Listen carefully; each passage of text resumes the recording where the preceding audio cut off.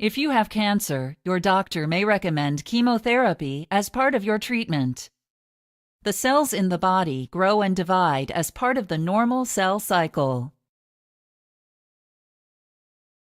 The cell's nucleus controls this process. Inside each nucleus, genetic material called DNA contains the instructions for directing this process. Sometimes the cell's DNA becomes damaged. Normally, the DNA responds by either repairing itself or instructing the cell to die. In cancer, however, the parts of the cell's DNA that direct cell division become damaged. When these sections are damaged, the DNA is unable to repair itself or cause the cell to die. Instead, the unrepaired DNA causes the cell to grow and divide uncontrollably into more damaged cells called cancer cells. A tumor forms as the cancer cells multiply and displace the normal cells.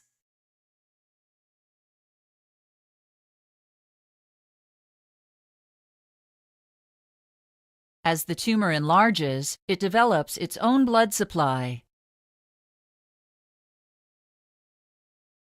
Since cancer cells do not stick together as well as normal cells, they may break away and enter a nearby blood vessel. Cancer cells in blood vessels may travel to other areas of your body and form additional tumors. This is called metastasis.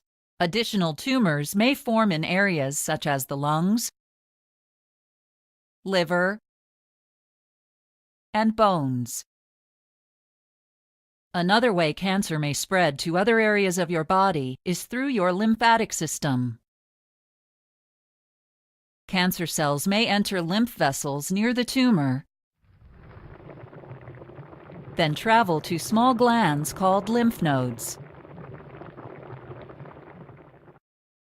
If the cells pass through the nodes, they may continue to travel through your lymphatic system and form additional tumors. Chemotherapy drugs work by targeting fast-growing and reproducing cells, a characteristic common to cancer cells. The tumor shrinks as the cells stop dividing and die. Most chemotherapy drugs work systemically as they travel throughout your body in your bloodstream.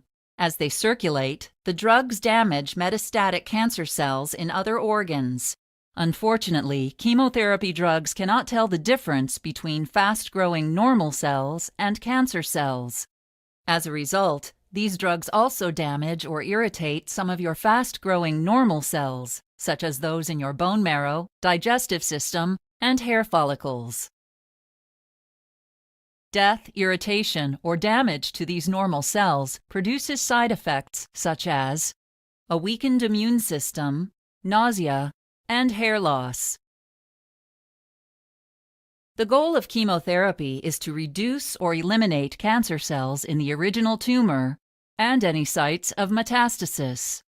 In addition to being a primary cancer treatment, doctors often use chemotherapy as a secondary treatment before, during, or after other primary cancer treatments, such as radiation therapy or surgical excision of a tumor. Depending on the location and type of cancer, you may receive chemotherapy drugs intended to circulate throughout your body, including pills, capsules, or liquids taken orally, and intravenous or intramuscular injections. Alternatively, you may receive drugs delivered only to the area of the tumor. One local method delivers drugs to your bladder or chest through narrow tubes called catheters. Another local method injects drugs into the cerebrospinal fluid surrounding your brain and spinal cord. A third local method places slowly dissolving wafers into an area where a tumor was removed. In most cases, you will receive a number of different chemotherapy drugs to increase their effectiveness. You may receive many chemotherapy treatments spread out over a period of weeks or months. This allows your body to recover between treatments and to kill as many cancer cells as possible.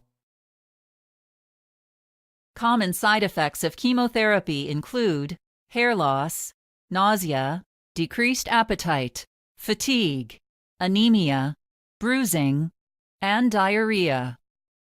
It is important to rest, eat nutritious foods, and take medications prescribed by your doctor to reduce or minimize